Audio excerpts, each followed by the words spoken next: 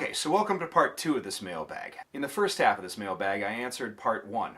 But as for parts 2 and 3, the original Peter Parker Spider-Man was created in 1963 by Stan Lee and Steve Ditko, the same people behind Doctor Strange. However, Jack Kirby did have a hand in it, and Amazing Fantasy 15 did bear his cover.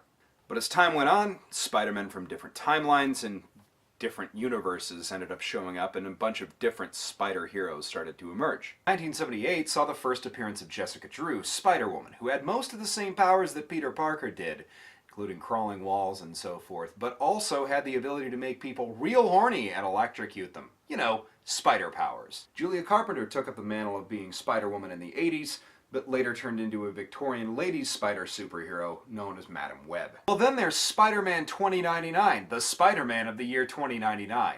Miguel O'Hara got his DNA mixed up with a spider, then got a cool costume with a skull on it. Extreme! He was also written by Peter David. Even more extreme! Actually, he's one of the best comic book writers in history, and Spider-Man 2099 is still going, and it's honestly a pretty great damn book. Then there's Ultimate Peter Parker from Ultimate Marvel.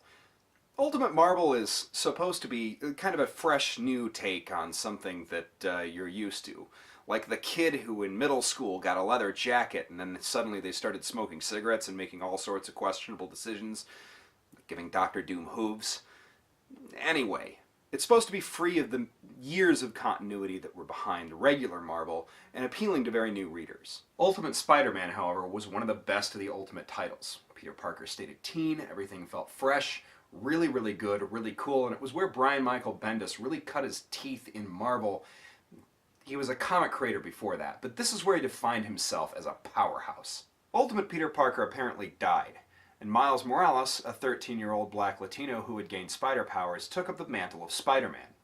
In a weird case of art imitating life, imitating art, imitating life, Brian Michael Bendis got the idea of making a black Spider-Man when he saw Donald Glover wearing a pair of Spider-Man pajamas on an episode of Community as part of Donald Glover's campaign to get cast as Spider-Man in the next movie that ended up starring Andrew Garfield. However, Donald Glover did end up voicing Miles Morales, Kid Arachnid, in the Ultimate Spider-Man TV show. Morales, who is now one of my favorite Marvel characters, period, got transported into the regular Marvel universe from the Ultimate Universe when everything collapsed in Secret Wars. That's a completely different episode. We're not going to talk about that right now. Anyway, he's in main Marvel continuity. He's awesome. He was originally part of the Avengers, and now he's part of the new book Champions, which is also penned by Mark Waid. It's fantastic. Pick it up. Then there's Spider-Gwen. It's Gwen Stacy from an alternate universe where she got spider powers instead of Peter Parker, and they have better costume design than any other universe, apparently. An occasional drop-in in the regular Marvel universe, she's the star of her own book by Jason Latour. But there's plenty of other spider characters in Spider-Man. There's, from the Clone Saga, there's Ben Reilly and Kane.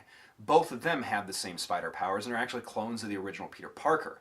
There's Spider UK, an alternate universe Spider-Man where he's also Captain Britain. There's Peter Parka. There's Peter Parka, Peter Porker, Spider-Ham from a universe where everybody's talking animals. There's even a comic book version of the Japanese Tokusatsu Spider-Man who has a spider lion megazord robot thing that he did in the Japanese TV show. Did you know that that whole thing with him having a robot and everything was actually the precursor to Power Rangers? Yeah, seriously, it's true. Well, what happened to Tobey Maguire?